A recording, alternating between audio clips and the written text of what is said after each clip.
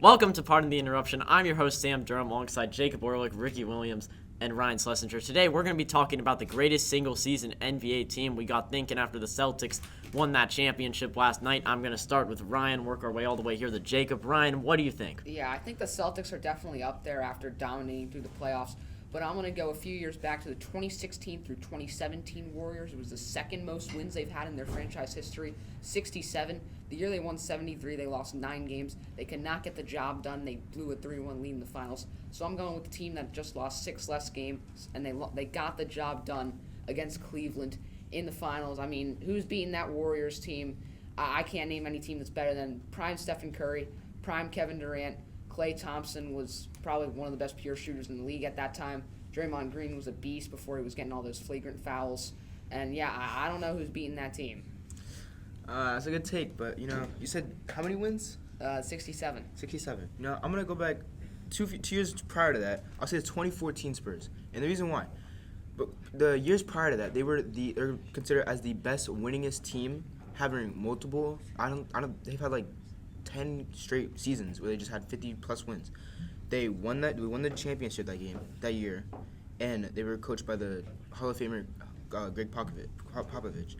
I don't think anybody in the history of the NBA had a better team than prime Tim Duncan, prime Manu notably, Danny Green, Malcolm Thomas, and a ton of other role players that were crucial to the Spurs winning that championship and having one of the best records in NBA history.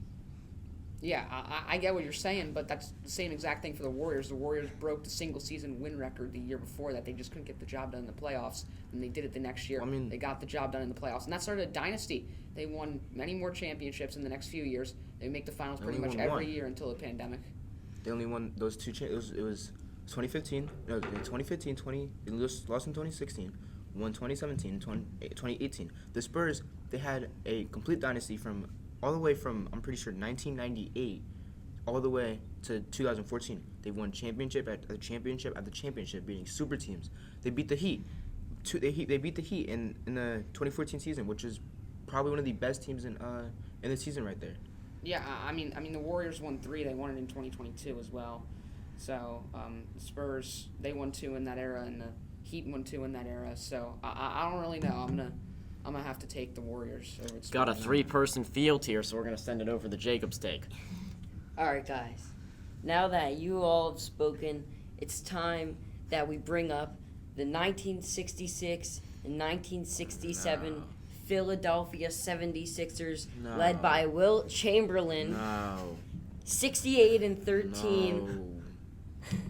And Wilt Chamberlain averaged 24 and 24.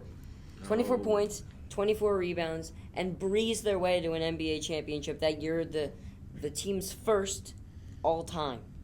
I'm going to have to rebuttal that. I mean, Wilt Chamberlain, I respect the 24 and 24. He was going up against USPS drivers, okay? I mean, absolute mailman on the boards. 60 wins is cute and all. I'm going to go with the 95-96 Bulls simply because 72 wins, you finish off the job. They've never heard of Game 7. You have the best coach in the league. You have the best overall player in the league. You have the best rebounder and defensive player in the league.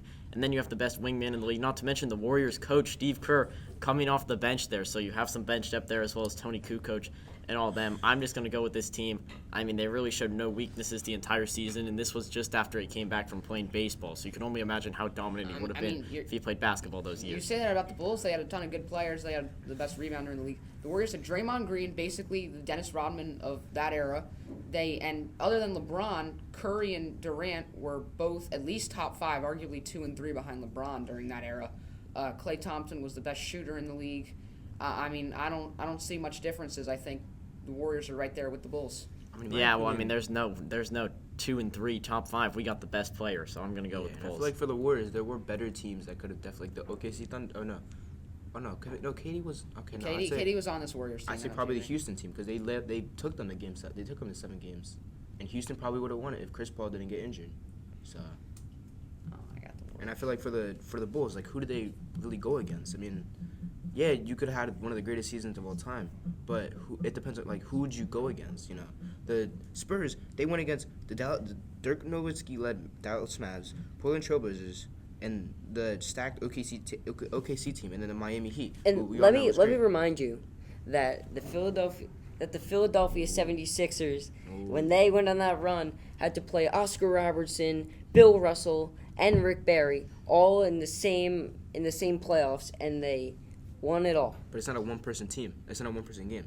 It's the 5 players superstar on of the every team, and you're also saying that Well- Dirk Nowitzki led. So Well, no, it was Dirk Nowitzki, Jason Kidd, Jason Terry. They were all pretty good players. And then the Miami Heat had LeBron, D. Wade, and Bosh. Like, who else is stopping that? Very interesting takes across the board. We're going to have a 4-person show all day coming back from the break. Garrett Cole coming back on Wednesday.